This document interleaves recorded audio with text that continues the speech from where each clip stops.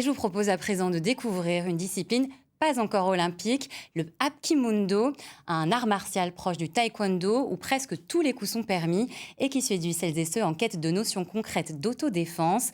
Ce week-end, un stage dirigé par un grand maître s'est tenu à Troyes. Stéphane Mocosé et Lucie Philippot y ont participé.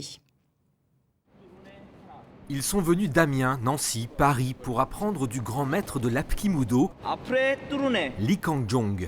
L'Hapkimudo, c'est un art martial coréen dérivé de l'Apkido, lui-même cousin du taekwondo, un art où l'on recherche l'efficacité au combat avant tout. Le taekwondo, c'est plus coup de pied. Donc ça va être coup de pied, il y aura un peu de poing au niveau du torse, mais pas plus. Hapkimudo, c'est poing à la tête, poing sur le corps, coup de pied sous la ceinture, coup de pied à la tête, coup de pied partout. Frapper, esquiver, allonger, immobiliser. Pendant 2 jours, ces stagiaires pratiquant tous le taekwondo par ailleurs ont pu étoffer leurs connaissances et se nourrir des techniques martiales de l'Hapkimudo, comme Sophie par exemple, qui a appris que les doigts dans les côtes ne provoquaient pas que des chatouilles. Ça fait un électrochoc.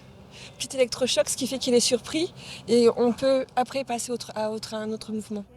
Camilla, elle, est une nouvelle venue, elle pratique le taekwondo depuis le mois d'octobre seulement, et c'est le fort esprit self-défense propre à l'Hapkimudo qui l'a convaincue de participer à ce stage. Vu que la société elle devient de plus en plus compliquée, dans le côté femme, donc je recherche ça en priorité pour me défendre au cas où. Et aussi avoir une activité sportive extérieure du travail. Il y aurait en France environ 2000 pratiquants de l'Hapkimudo, discipline encore marginale, en comparaison de son olympique aîné, le taekwondo, qui compte plus de 50 000 licenciés.